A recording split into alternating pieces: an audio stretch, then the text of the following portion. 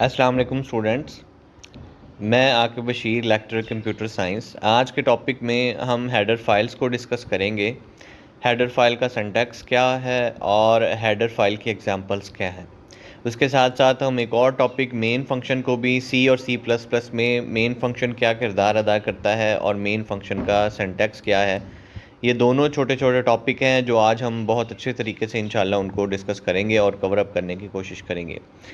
तो चलिए header file की डेफिनेशन की तरफ आ जाते हैं। हेडर फाइल एक्चुअली ये स्टैंडर्ड लाइब्रेरी फंक्शंस का जो है वो मजमूआ होता है और जो मुख्तलिफ़ किस्म के टास्क परफॉर्म करती हैं। एक प्रोग्राम में बहुत सारी हेडर फाइल्स हो सकती हैं जो डिफरेंट किस्म के जो है वो डिफरेंट टास्क या डिफरेंट पर्पसेस के लिए हम इसको यूज़ करते हैं। Each header file contain different types of pre defined function. हर हेडर फाइल के मुख्तलिफ़ किस्म के प्री डिफाइंड फंक्शंस होते हैं and many header files can be included in one program. एक प्रोग्राम में हम काफ़ी सारी या बहुत सारी हेडर फाइल्स को इंक्लूड कर सकते हैं, शुमार कर सकते हैं। The header file must be included in the program before calling of its function in the program. Header file को लाजमी तौर पर किसी भी फंक्शन को कॉल करने से पहले हमने प्रोग्राम में लाजमी तौर पर उसको इंक्लूड करना होता है और हेडर फाइल की एक्सटेंशन जो है वो .h होती है। Include pre processor directive is used in header file. Include pre processor directive को हम हेडर फाइल में इस्तेमाल करते हैं ताकि हम उसकी लाइब्रेरी को जो है वो हम उसमें ऐडअप कर सकें। और these files are provided by C compiler. फिर हमें वो फाइल जो है वो सी का कंपाइलर प्रोवाइड कर देता है। Header files are normally stored in include sub directly. अब अगला सवाल ये पैदा होता है कि हेडर फाइल जो है वो कहाँ पे स्टोर होती हैं, तो वो इंक्लूड की सब डायरेक्टरी में हम उनको स्टोर करते हैं। और हेडर फाइल को हम एंगल ब्रैकेट्स के दरमियान में लिखते हैं। यानी ये हेडर फाइल जो है वो हम उनको कहाँ पर राइट करते हैं, हम उनको एंगल ब्रैकेट्स पे राइट करते हैं। उसका सिंटैक्स देख लें जी। हेडर फाइल का दो तरीके से हम इसका सिंटैक्स राइट कर सकते हैं हेडर फाइल का। तो सबसे पहले हम शार्प साइन, यानी ये शो करता है कि इंक्लूड प्री प्रोसेसर डायरेक्टिव आ रहा है। उसके बाद हमारे पास डबल कोट्स के अंदर हेडर, फिर अंडरस्कोर फाइल, फिर अंडरस्कोर अंडरस्कोर नेम। यानी इंक्लूड डायरेक्टिव के बाद हम डबल कोट्स के अंदर हेडर फाइल नेम जो है वो जो भी हमारी हेडर फाइल का नाम होगा वो आ जाएगा, या फिर हम इसको जो है वो एंगल ब्रैकेट के अंदर भी हम इसको लिख सकते हैं। दोनों तरीक़ों से हम स्टूडेंट्स इसको जो है वो राइट कर सकते हैं। दोनों तरीक़ों से ये वैलिड है।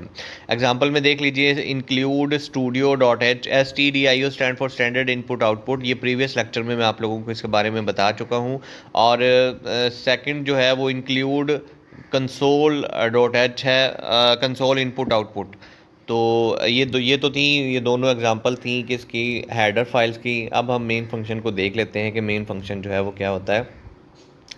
Explain main function used in C program या C plus plus programming language में मेन फंक्शन का क्या किरदार है, ये मेन फंक्शन क्या किरदार अदा करता है। मेन फंक्शन वो जगह होती है जहाँ से प्रोग्राम की एक्चुअल एग्जीक्यूशन जो है वो स्टार्ट होती है, या प्रोग्राम जो है वो अपनी वर्किंग करना, अपनी एग्जीक्यूशन करना प्रोग्राम की शुरू होता है। तो जब प्रोग्राम एग्जीक्यूट हो जाता है तो वो जो कंट्रोल है वो मेन फंक्शन की बॉडी में एंटर हो जाता है और अपनी स्टेटमेंट्स को एग्जीक्यूट करना शुरू कर देता है। मेन फंक्शन ऐसी प्लेस होती है जहाँ से प्रोग्राम की एग्जीक्यूशन शुरू होती है। जब प्रोग्राम एग्जीक्यूट हो जाता है, कंट्रोल जो है वो मेन फंक्शन की बॉडी में एंटर हो जाता है और अपनी एग्जीक्यूशन जो है वो स्टेटमेंट्स की एग्जीक्यूटिंग शुरू कर देता है। और हर प्रोग्राम में ये बहुत ज़रूरी है, ये बहुत ज़रूरी है कि हर प्रोग्राम में मेन फंक्शन का होना लाजमी है। अगर किसी प्रोग्राम में मेन फंक्शन नहीं होगा तो वो प्रोग्राम कंपाइल तो हो सकता है लेकिन हम उस प्रोग्राम को एग्जीक्यूट नहीं कर सकते। और the body is enclosed in braces. यानी हम क्या करते हैं कि मेन फंक्शन की जो बॉडी है हम उसको ब्रेसेस में, यानी करली ब्रैकेट्स में हम जो है वो उसको बंद कर देते हैं। Any number of statement can be written in the body of the main function. अगर हमारे पास एक स्टेटमेंट है या कोई एक से ज़्यादा स्टेटमेंट्स हैं तो हम उसको बॉडी ऑफ मेन फंक्शन में हम उसको ला सकते हैं, राइट कर सकते हैं। सिंटैक्स इसका देख लें। Syntax of main function void main, ये वॉइड भी कीवर्ड है और मेन भी कीवर्ड है। उसके बाद ये ब्रेसेस के अंदर, इसको करली ब्रैकेट्स के अंदर बॉडी ऑफ मेन फंक्शन है। तो स्टूडेंट ये तो था आज का हमारा टॉपिक। उम्मीद है कि आपको समझ आई होगी। मज़ीद वीडियोज़ के लिए मेरे चैनल को सब्सक्राइब करें और अगर कोई भी सवाल हो तो आप कमेंट्स में मुझसे पूछ सकते हैं। अगले लेक्चर तक के लिए अल्लाह हाफिज़, फ़ी अमानिल्लाह।